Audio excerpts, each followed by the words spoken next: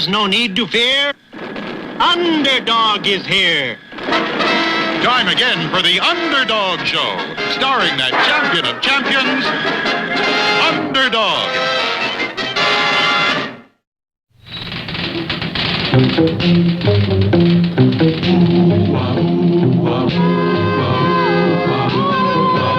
When criminals in this world appear and bring the laws that they should fear and frighten all who see or hear, the cry goes up both far and near for Underdog. Underdog. Underdog. Underdog.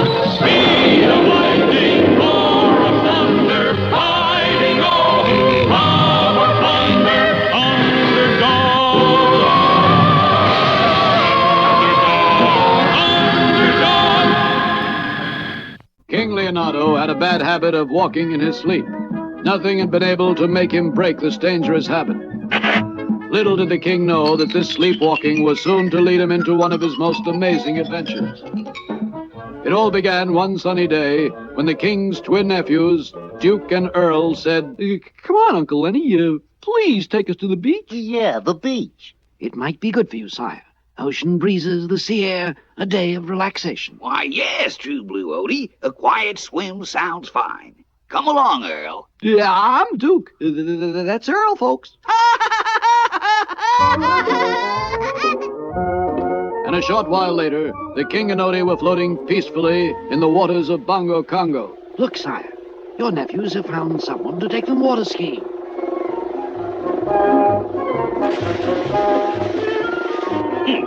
Water skiing. That's the most unlikely sport I've ever liked.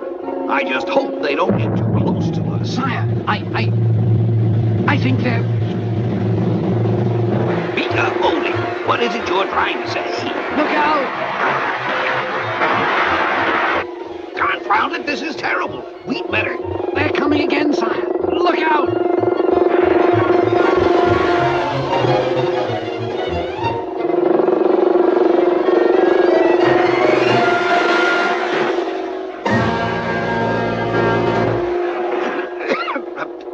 Odie, quick! Let's get out of here before they come again. Yes, sire. Let me help you. Back on the beach, the king, shocked and exhausted by what had happened, lay down on his beach blanket. Rest, sire. I shall go phone the palace to be sure that all is well. Good, good, True Blue Odie. I am tired. Water skiing. You couldn't get me on those ridiculous things.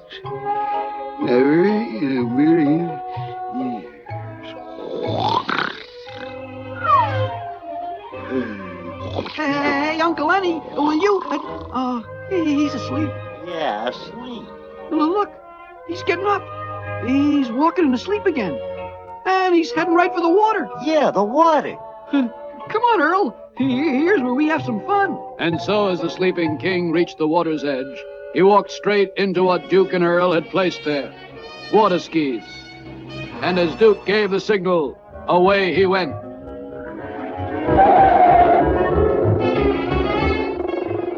Wow! Look at it go! Yeah, go. And go the king did, sound asleep, completely relaxed. He looked like the world's finest skier.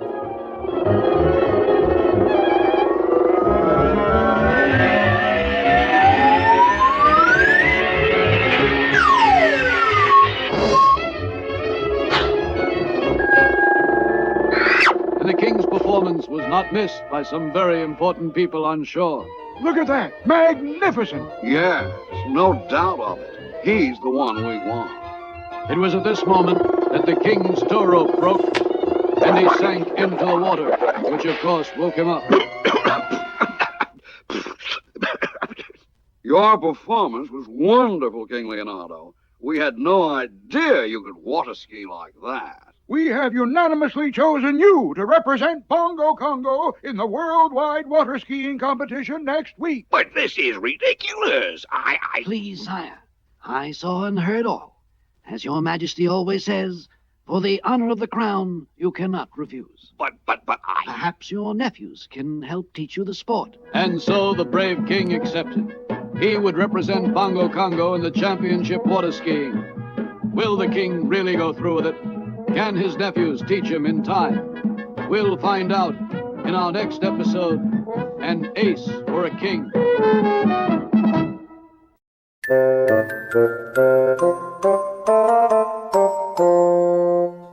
The California, here I come. Well, Tooter, how is... Right back where I started from. Look out, Tooter! Watch out for the furniture! Golly, Mr. Wizard, did I hurt you? Well, the old head is still pretty hard, my boy. But you must be more careful. Gee whiz, Mr. Wizard, I'm sorry. I was only playing like I was a wagon boss. You know, leading the wagons across the country, past the Indians and all. You mean you want to be a wagon master in the days of the Wild West? I sure enough do.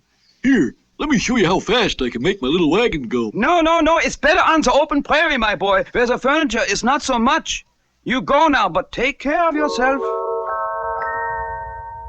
The wagon master is the very important man. He is the one that leads all the covered wagons across the country to California. Out on the prairie, one of the first things the smart wagon master must do is show the man who is boss. He must have the good discipline to get the group to California. All right, you!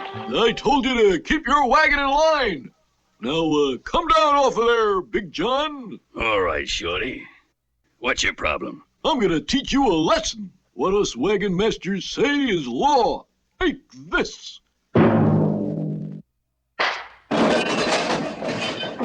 Don't try to get cute there, Sonny. Take this. Nothing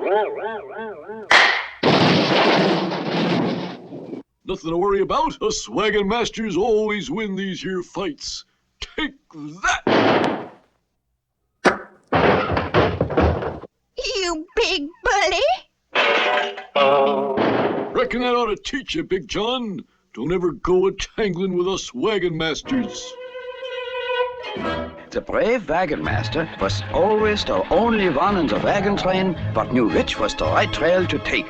Let's see now. Heads, we go that way, and tails, we go this way. Tails. All right, folks, we go this way.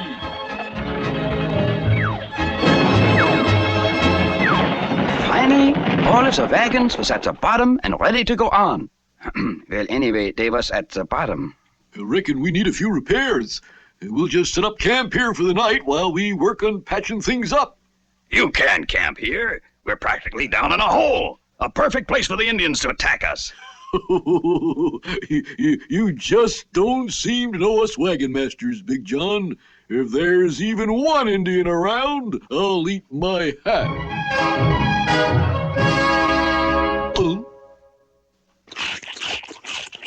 Quickly, the men got the wagons, or what was left of them, and put them in a circle for protection against the Indians. But the poor wagon folks was outnumbered 50 to 1. There was only one thing for the wise wagon master to do. Oh, send a messenger for help. Head for the nearest army fort, young fella. It's only about 1,000 miles away, and hurry! Sure enough, the smart messenger boy got the U.S. cavalrymen just in time. Then, back on the trail, the big moment came. There she is, folks. California. Looks like this is one time I didn't fail. California, eh? Looks like you got lost on the thruway. It's Chicago. You've led us around in a complete circle. Get 'em, boys! Help! Mr. Wizard! Help! Yeah, you can say that again. Drizzle, drazzle, drazzle, drum. Time for this one to come home.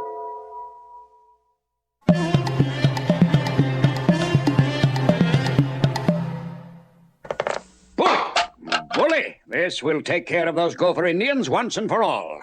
A United States Army Indian giver. Indian giver? Precisely. Now, this machine gives us the position of those Indians anywhere in Gopher Gulch. You see, that's the teepee. There's one of the Gophers. And there's the other one running up. Oh, Colonel got him new box. What inbox? Oh, you not see, so us sneak up to see. Whoopie doopie, we have fun. Uh-oh, Colonel have many cannon. How we managed to sneak up on fort? Oh, Colonel have all cannon pointing south, so we sneak up from north. Look there, Sergeant. They're moving around to the north. They're trying to attack from our weak side. What'll we do, Colonel? Follow me to the cannons. All cannons pointing in one direction. Him never think we come this way.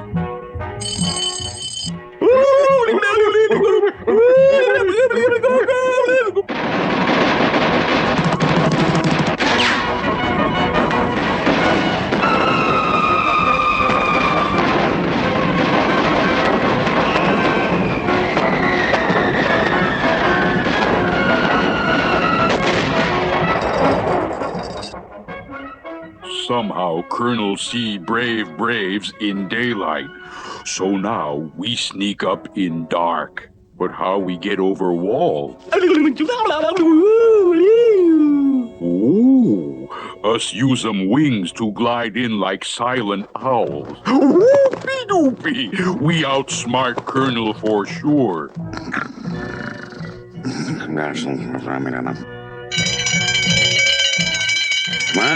What is it? Sergeant? What? Oh, it's the Indian giver. I knew those Gophers would try again. Wow, Colonel, it looks like they're flying. Bully, Sergeant. Bully for you. That's exactly what they're doing. Follow me.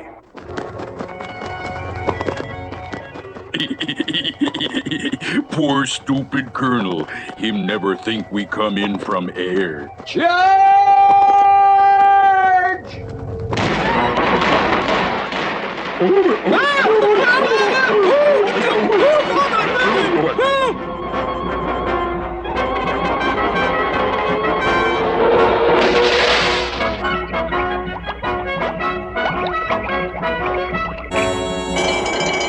Where are they this time, Colonel?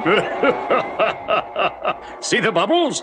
They're trying to sneak up on us through the river. They sure are, Colonel. What'll we do? Grab that coal stove and I'll bring all the coal we can carry. There'll be a hot time in the old gulch today.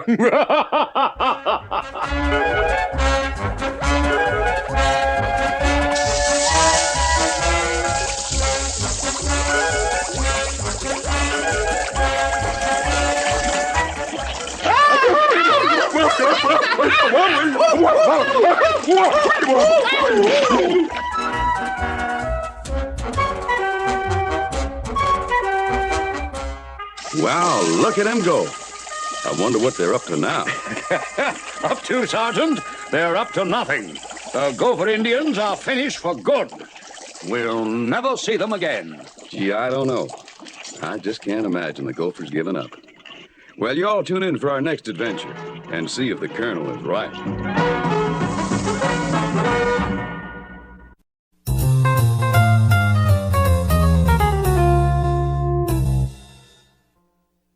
One morning, in the home of R.E. Hearst, well-known newspaper publisher, Mr. Hearst read a copy of his own newspaper.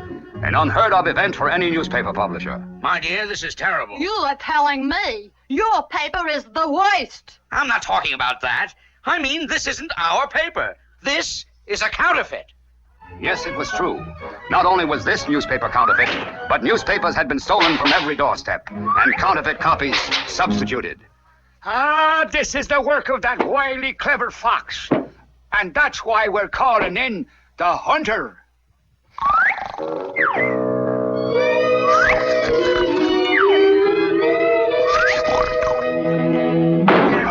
Somebody throw up a roadblock. Get the license number. Stop that truck and... Hello? Oh, it's you, Flanagan. What's that? Newspaper stolen, you say? Never read 'em, son. I can't stand anything that's red. Yeah, that's a joke, son. Oh, serious, huh? Well, I'll get right on the case. Counterfeit newspaper. Looks like somebody's trying to take the headlines. Immediately, the super snoot of the hunter was on the case. Uh-huh. Something fishy here. Hold on, son. I am the hunter, and it's plain to see that you've been stealing newspapers to wrap your fish in. Now hand over the evidence. Thief! Thief! A fish thief! So you see, Hunter, the fish sellers weren't guilty at all. Now, what's your next move? Well, son, my famous nose tells me that my next step is the bathtub. Something's still mighty fishy, and I think it's me. And while the hunter was getting off the scent, what of the fox? At Wall Street, home of the stock market, a familiar criminal was at work. What a racket. All I do is buy a pointless stock, print in my counterfeit newspaper that the value of the stock is going up, then wait till the suckers start buying it. The price goes up, I sell out, and make a fortune. What a racket! But the fox had not reckoned with the brilliant hunter, who had already picked up his next clue in the heart of Times Square. What in the cotton-blooming world is that? The news headlines, can't you read?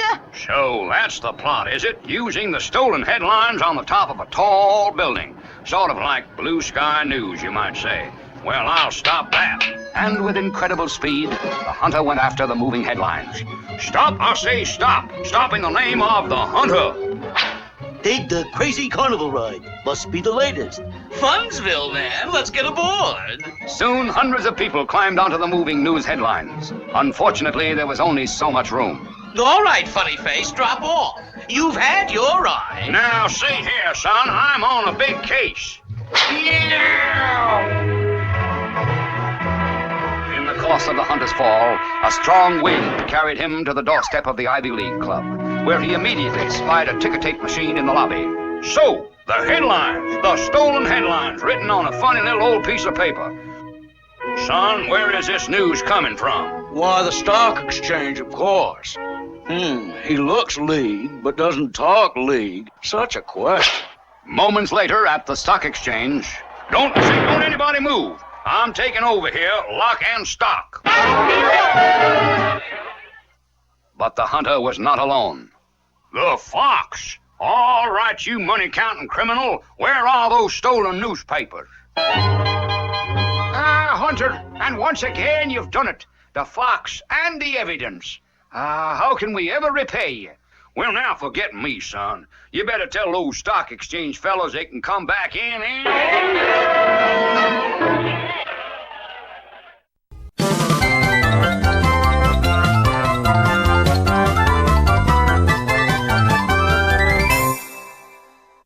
In our last episode, King Leonardo fell asleep while relaxing at the beach.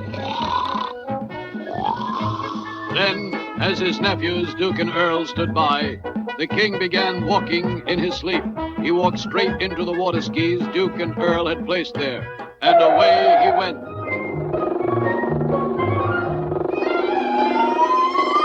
Sound asleep and completely relaxed, the king put on an amazing performance, so that when he was on shore, he was told, "We have unanimously chosen you to represent Bongo Congo in the worldwide water skiing competition next week." But this is ridiculous. Please, sire, I saw and heard all. As your majesty always says, for the honor of the crown, you cannot refuse. And so the brave king accepted the challenge. And Duke and Earl set about to teach him the sport. Just hold on tight, Uncle Lenny. Put your knees up. Yeah, knees up. This is the most unheard of thing I've ever...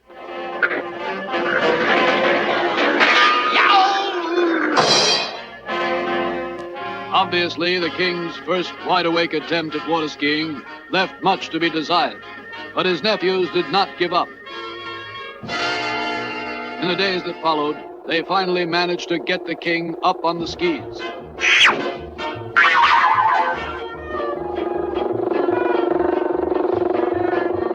But when he came to a jump, instead of going over it, the king went through it. When they tried to teach him to ski on one foot,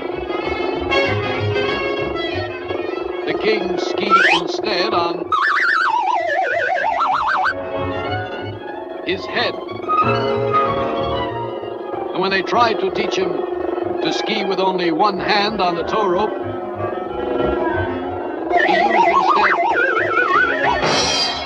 1 foot. Things looked hopeless. I'll be competing against the best skiers in the world. I won't go through with it. But you must, sire.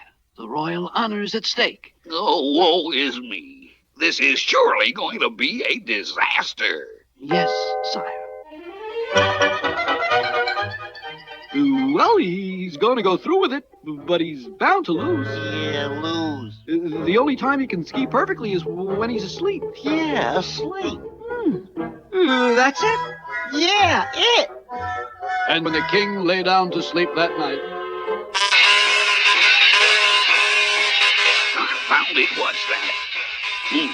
Must be those nephews of mine.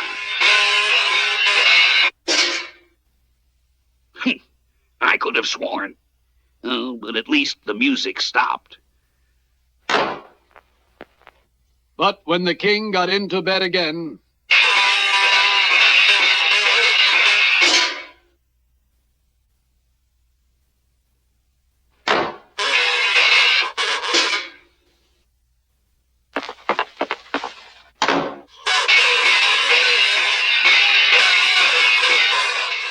and so it went, all through the night. And when the day came, the king had not had a moment's sleep. It was only logical, therefore, that when it came the king's turn, King Leonardo fell asleep. Fast asleep, the king gave the most amazing performance in the contest.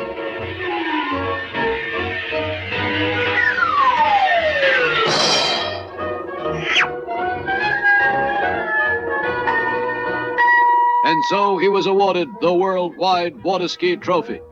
But modestly, the king said, This trophy doesn't really belong to me. It belongs to my nephews. Here, Earl. Yeah, I'm Duke. That's Earl, folks.